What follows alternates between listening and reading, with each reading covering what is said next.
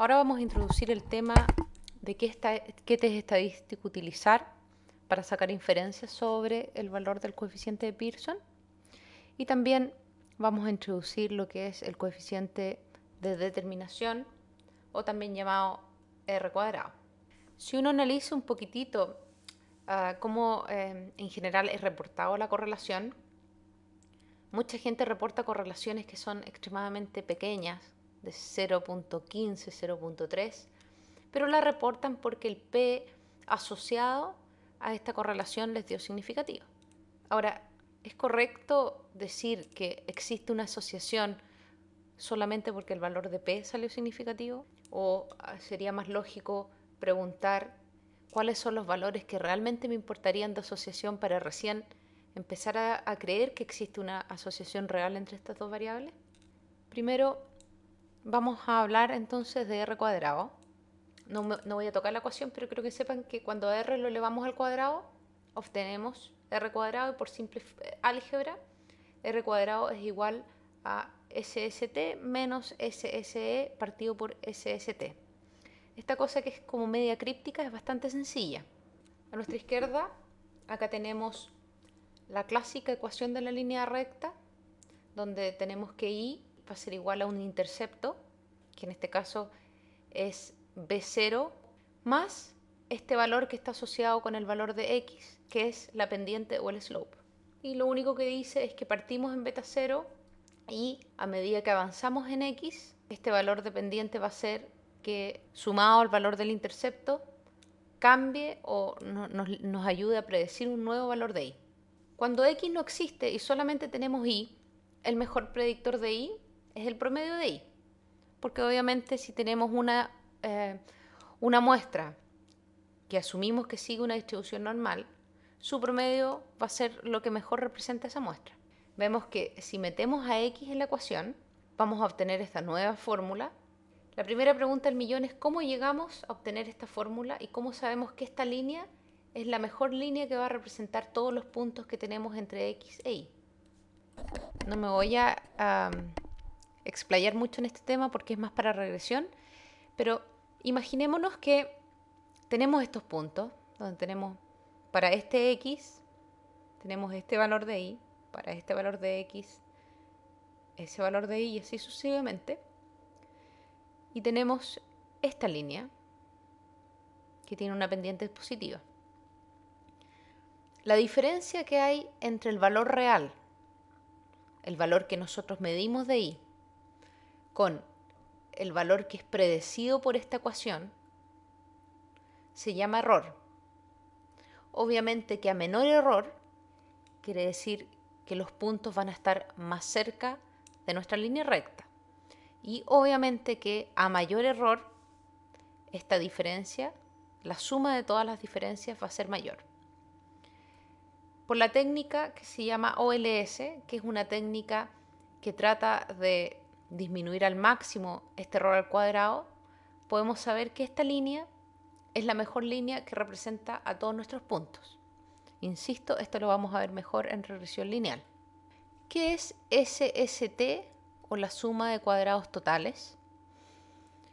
Es la suma de la diferencia o el error que hay entre el valor observado y el valor estimado por la ecuación al cuadrado, más la suma del cuadrado de la diferencia que hay entre el promedio de Y y el valor estimado.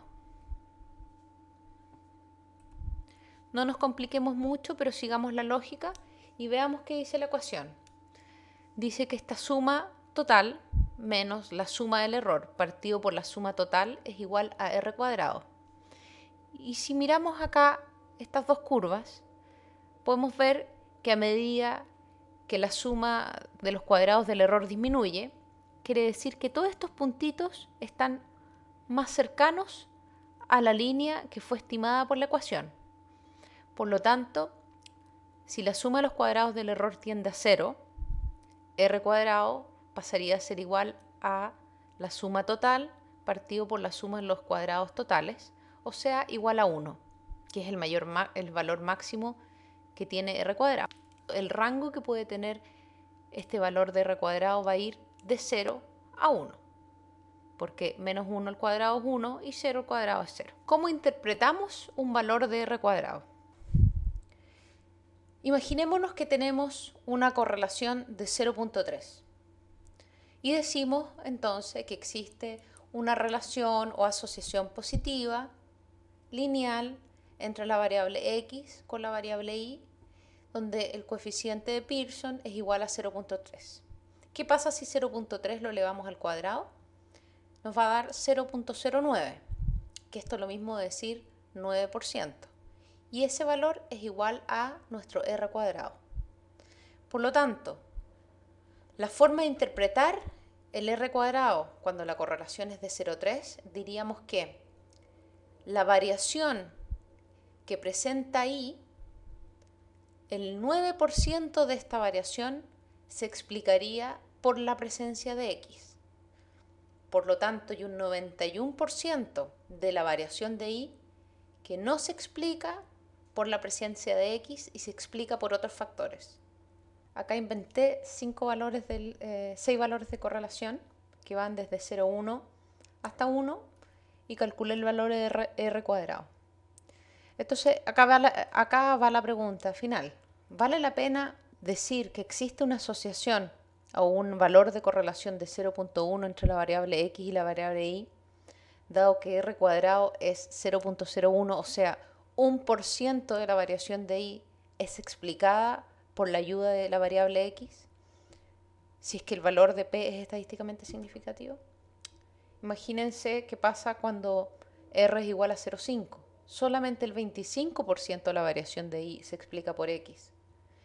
Cuando el valor es de 0,7, casi el 0,5%, el 50%. O sea, todavía con valores menores de 0,7 es como tirar una moneda al aire y decir más del 50%, menos del 50% de la variación de y se explica por x. Por lo tanto, en general, independiente del valor de la p, coeficientes de Pearson mayores de 0,7 recién empiezan a tener algún valor. Pero hablemos un poquito de hipótesis de test estadístico. ¿Por qué entonces con tanta facilidad encontramos p estadísticamente significativa? Acá mostramos cómo hacer un test de hipótesis.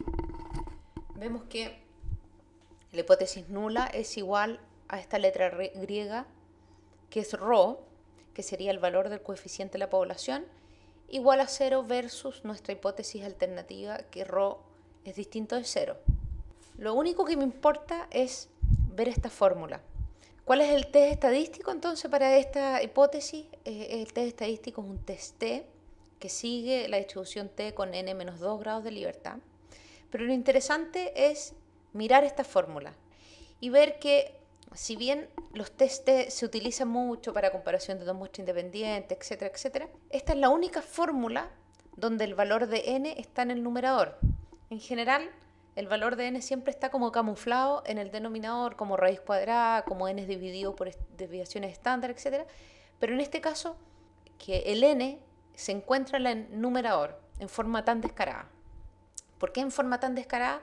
Es porque, si bien uno sabe que a medida que uno aumenta el n, tiene mayor posibilidad de encontrar diferencias mínimas cuando uno hace un cálculo de poder, en este caso, a medida que yo aumento el n, puedo saber qué valores de mi coeficiente van a ser estadísticamente significativos. Voy a mostrarles un ejemplo para que vean a qué me refiero. Acá tengo el gráfico entre la variable x y una variable y, que se ve que a grandes rasgos no se ve una asociación lineal, por lo menos, entre x e y. Y si uno tuviese que adivinar una línea, ¿cuál sería la mejor línea que uno podría trazar para estos datos? Sería una línea horizontal con una pendiente de 0. Vamos a calcular el coeficiente entre x y nos dice que el coeficiente es negativo y es casi 0.1 negativo, y el valor de la p no es significativa. Para que sea más fácil al ojo, vamos a agregar la línea recta que veríamos utilizando el método de OLS, y vemos que efectivamente hay una línea sigue una pendiente negativa y que el valor de R, o sea, la asociación entre X e Y, en este caso sería de menos 0.1. El R cuadrado de 0.1 es ínfimo y es igual al 1%. O sea, el 1% de la variación de Y es explicada por la presencia de X. Hasta ahí estamos todos perfectos, todo bien. Nadie reportaría este coeficiente como una conclusión importante de que existe una asociación.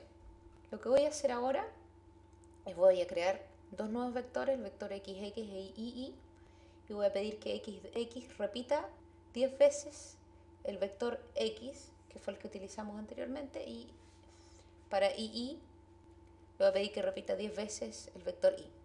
Por lo tanto, solamente estamos repitiendo 10 veces el dato 1, 10 veces el dato 2, 10 veces el dato 3, bla, bla, bla. El coeficiente, el valor neto del coeficiente debería ser el mismo. Vamos a ver cómo se ve ploteado esto. Ahí tenemos, utilicé un comando que se llama jitter, que ahí está, para que, dado que 10 veces se repite cada valor, me muestre un poquitito con un leve ruido para poder saber que hay más de un valor sobrepuesto. Entonces vemos que los gráficos son iguales y vamos a calcular la correlación, que dado que los datos son iguales y solamente aumentamos el n, debería dar el mismo valor de la correlación.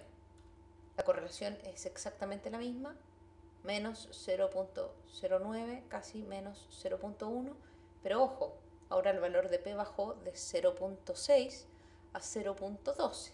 Y vamos a seguir con el experimento y ahora voy a crear un nuevo vector y que va a tener repetido 20 veces el vector original X y 20 veces el vector original Y. Vamos a plotear y acá tenemos, este era el original, este es cuando repetíamos 10 veces cada valor, este es cuando repetimos 20 veces cada valor. Y ahora vemos que la correlación sigue siendo la misma, pero ahora de 0.6, que había variado a 0.12, varió a 0.02. Entonces podría decir que existe una asociación entre X e Y, que es de menos 0.1, y yo encuentro que es una asociación importante porque el P es significativo. Pero ¿qué asociación importante puede ser si solamente la variación, el 1% de la variación de Y es explicado por X? Mirando este ejercicio entonces vemos que cuando el n de cada grupo es igual a 25, la correlación no es significativa, pero rápidamente cuando el n sube a 250, la significancia cambia de 0,6 a 0,12 y ya cuando el n es igual a 500 por grupo, este coeficiente de menos 0.1 pasa a ser estadísticamente significativo.